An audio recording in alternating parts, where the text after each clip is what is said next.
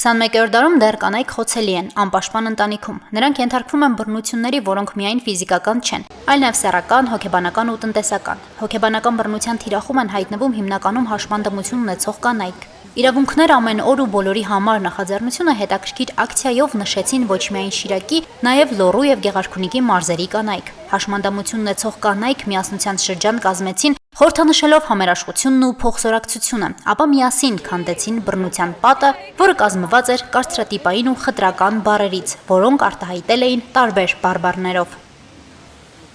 Այս խորհրդանշական քայլով նրանք ասում են՝ մենք կարող ենք, եւ հետո վերահաստատում՝ յուրաքանչյուր օր պետք է լինի իրավունքի, հարգանքի եւ հավասար հնարավորությունների օր։ Ամենաշատը կուզենայի խոսել նաև հոգեբանական բռնության մասին, որովհետև դա բավականին տարածված է մեզանում, հենց օրինակ կարծրատիպային բառերի միջոցով եւ ամենաշատը հենց հոգեբանական բռնության ենթարկվում են հաշմանդամություն ունեցող կանայք, որովհետև շրջապատում իրենց դիմում են այնպիսի բառապաշարով, շատ հաճախ մարդիկ չեն գիտակցում, որ այդպիսի բառերով իրեն վիրավորում են, խոցում են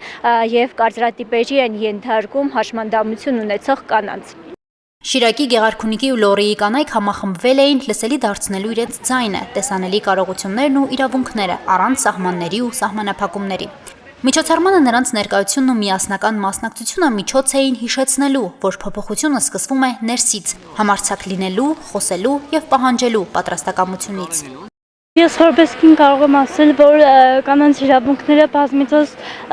խտրահարվում են եւ շատ աշխատանքային ոլորտում, ուսման ոլորտում առավելևս եթե ունես հաշմանդամություն եւ կին ես դա կրկնակի խտրական վերաբերմունք է բերում կանանց հանդեպ, ասեմ նման միջոցառումների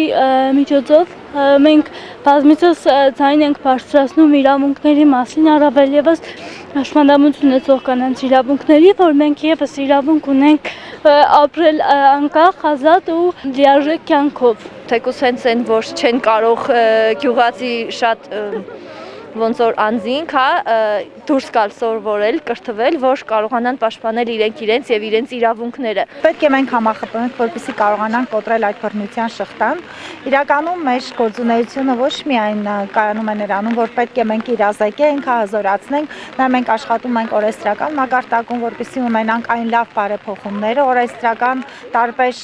ենթաօրենսդրական եւ օրենսդրական ակտերում, որոնք որ պետք է պաշտպանեն բոլոր կանանց անխտիր։ Համաձայն ընտանիքում եւ կենցաղային բռնության ենթարկված անձանց պաշտպանության եւ ընտանիքում համերաշխության վերականգնման մասին օրենքի բռնությունը ֆիզիկական, սեռական, հոգեբանական կամ տնտեսական արարքը, անտեսումը կամ հետամտումը, որը կատարվել է ընտանիքի անդամների եւ զուգընկերների միջև։ Գեղարքունիքը մարզերից մեկն է, որտեղ չկան կառույցներ, որոնք կզբաղվեն խոցելի կանանց խնդիրներով։ Քնարիկ Բունյաթյանը Գավառից Գյումրի է եկել միանալու ակցիային։ Թեկուզեն, որ այսօր մարզից քիչ կին կարող էր գալ այստեղ։ Թեկուզ դա ոչ թե բռնանում են ծեծ ու ջարդով, այլ չի կարելի դուրս գալ կինը ինքնուրույն, գնալ մեկ այլ մարզ նշելու ինչ-որ միջոցառում։ Ագատ հասարակական կազմակերպության հետ համագործակցելով ես էլ եմ համարձակվել ու ոնց որ մի երկու քայլ աճել ու փորձում եմ ինձ հետ հավաքել մի մեծ խումբ, չգիտեմ բառը միգուցե կանանց մի հատ հզորացման ինչ-որ խումբ, որը ջատագով կդառնա մեր մարզը նաև։ 2024 թվականին էլի Շիրակի մարզը առաջատար մարզերից է մնում, ինչպես որ Գեղարքունիքն է առաջատարներից, Երևանը ուղղակի բնակչության քանակով կարող ենք նշել, որ ամենաշատ բռնության դեպքերը այնտեղ են արձանագրվել եւ այստեղ մեզ կարող է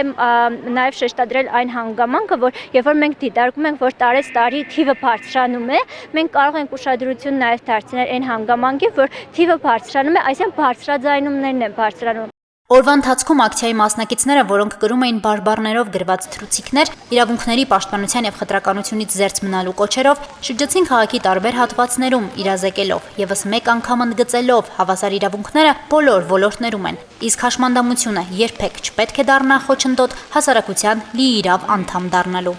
Շանթ հեռուստաընկերություն, Հորիզոն,